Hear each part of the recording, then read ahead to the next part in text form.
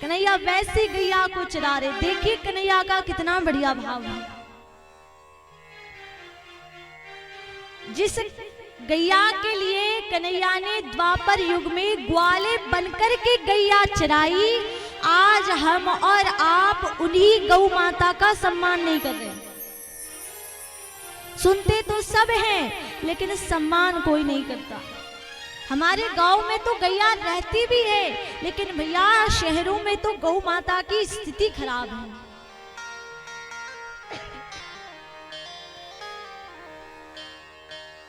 सड़कों पे गैया मैया घूमती रहती है, कोई चारा देने वाला नहीं, कोई रोटी देने वाला नहीं, वही सड़क पे बैठी है।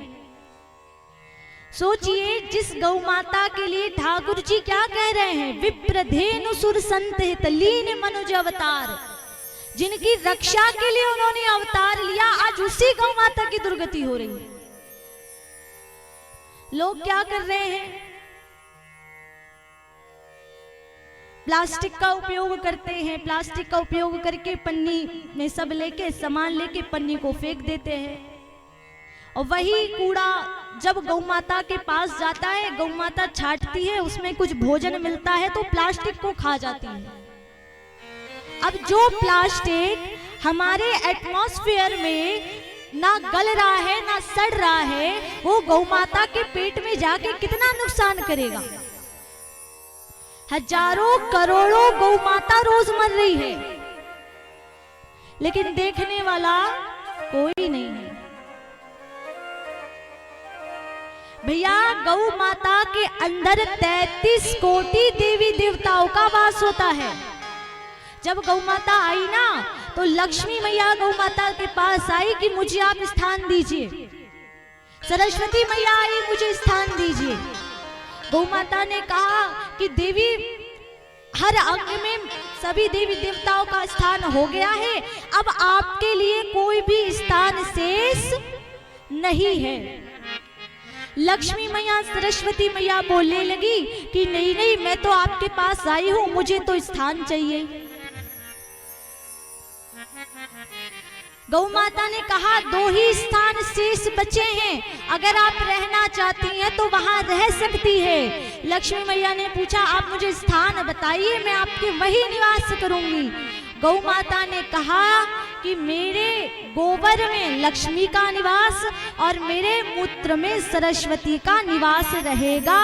तभी से गोबर में लक्ष्मी का निवास होने लगा और गौ माता के गोमूत्र में सरस्वती का निवास होने लगा। अरे वो गौ माता आपके घर रहती हैं तो सबसे पहले आपके घर को शुद्ध करती है। शुभ कार्य होता है तो गोबर लेके हम लिपते हैं ना। देवता कहाँ जाते हैं? टाइल्स वाले घरों में देवता नहीं जाते।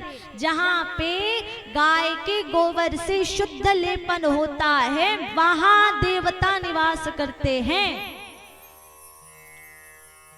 गौ माता का गौमूत्र कितना लाभकारी होता है भैया। कोई अगर अशुद्धि से आता है तो गौमूत्र छिड़का जाता है। छोटे बच्चे को जिसकी बुद्धि कम होती है उसे गौमूत्र पिलाया जाता है। सोचिए जिस गाय के गोबर में गौमूत्र में इतना लाभ है, आज वही गौ माता की दुर्दशा हो रही है। लोग कुत्ते को पालते हैं, बिल्ली को पालते हैं, लेकिन गौ माता नहीं पालते। होता है शहरों में सुबह सुबह डॉगी को घुमाने ले जाते, अरे अरे चलो चलो चलो चलो चलो चलो। हमारे घर का सदस्य है, बेड पे सुलाते हैं, लेकिन गौ माता को पालने के लिए जगह नहीं है। यही दुर्दशा है। देखो हम मना नहीं कर रहे कि कुत्ते को मत पालो या बिल्ली को मत पालो, लेकिन अपना जो कर्तव्य है, जो गौ माता के प्रति कर्तव्य है, उसको मत भूलो। अब आप बताइए, हमने अपनी माता का दूध पिया है तो क्या हम हमारी माता को छोड़ देते हैं? नहीं छोड़ते हैं। क्यों? ने दूध पिया, माँ है हमारी। उसी तरह आप और हम रोज प्रतिदिन गौ माता का दूध पीते हैं। पीते हैं ना। हमारा कर्तव्य है कि हम हमारी गौ माता की रक्षा करें। किस किस के यहाँ गौ माता है, हाथ खड़े करो। वाह, ताली बजाइए अपने लिए। आपको पता है आपके ऊपर ऑलरेडी भगवान की कृपा है, इसमें कोई दो राय नहीं है। 100% आप पे भगवान की कृपा है, क्योंकि गौ माता वही पालता है। गौ माता जिसके घर रहती है उस व्यक्ति पर गोविंद की कृपा होती ही होती है। गौ माता और गोविंद अलग नहीं है।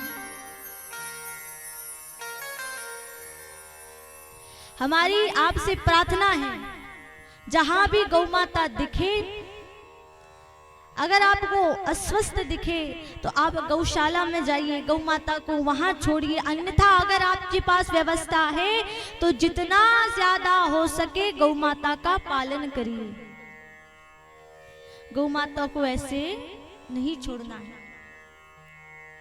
आजकल तो क्या बोलते हैं, हार्वेस्टर आने लगा ना, ट्रैक्टर खरीदने लगे हैं, तो बैल होते हैं तो बैल को छोड़ देते हैं,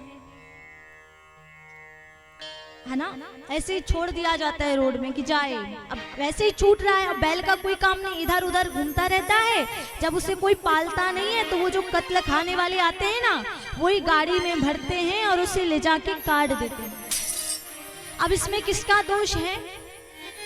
अरे आप एक माँ से उसके बच्चे को अलग करोगे और वो अगर मरेगा कटेगा तो माँ की पीड़ा, माँ की हाय आपको लगेगी कि नहीं लगेगी?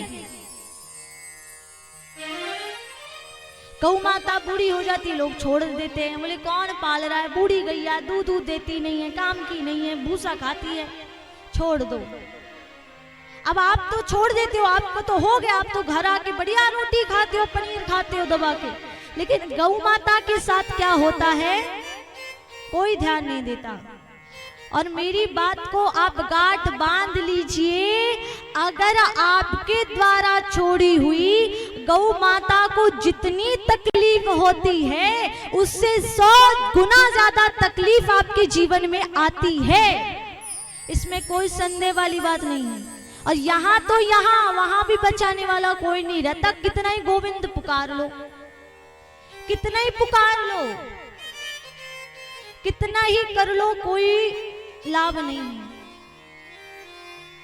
आपसे नहीं बन रहा है तो ऐसी जगह गौ माता को दीजिए, ये सुनिश्चित कीजिए कि आपकी गौ माता सुरक्षित है। आपने देख लिया, आपकी आंखों के सामने आपकी गौ माता सुरक्षित है। अगर आपने देख लिया वो सुरक्षित है तो ठीक है, अगर आपको नहीं पता है आपकी गौ माता कहाँ है, क्या करी, ऐसे ही छोड़ दिया है, तो भैया आपको बचाने वाला कोई नहीं। हमारी प्रार्थना है यहाँ बैठे हमारी कथा सुन रहे सभी से कि जितना हो सके गौ माता की सेवा करो, क्योंकि जो व्यक्ति गौ माता की सेवा करता है वो पूजा करे ना करे, वो भागवत सुने ना सुने, परंतु वो उसे गोलोक की प्राप्ति होती है, इसमें कोई संदेह वाली बात नहीं है। इसलिए सबसे पहले क्या सेवा? गौ सेवा। बोलिए गौ माता की, गौ माता की। क्या कहना पड़ेगा? ऐसे नहीं, हमारी गौ माता के लिए। और हम आपको बताएं, वो गौ माता से भी ना संबंध बनाना। गौ माता सब समझती है, आप जो चलते हो फिरते हो बोलते हो ना उसे सब समझ में आता है। अगर कोई किसी के अंदर बुद्धि सबसे ज्यादा पशुओं में है ना, सबसे ज्यादा बुद्धि, तो वो गौ माता ही है। इसलिए गौ के पास जाओ तो प्रेम से हाथ फेरो। अगर आपके जीवन में कोई समस्या चल रही है, उसका निवारण आपको नहीं मिल रहा है, आपने सब कुछ कर लिया लेकिन कोई भी लाभ नहीं मिल रहा है, गौ माता के पास जाओ, उसके चरण छुओ और उसे प्रेम से अपनी समस्या कहो, हमारी बात को गांठ बांध लो। गौ माता को समस्या कहते ही आपकी समस्या का समाधान हो जाएगा, इसमें इसमें कोई दो राय नहीं है, क्योंकि जय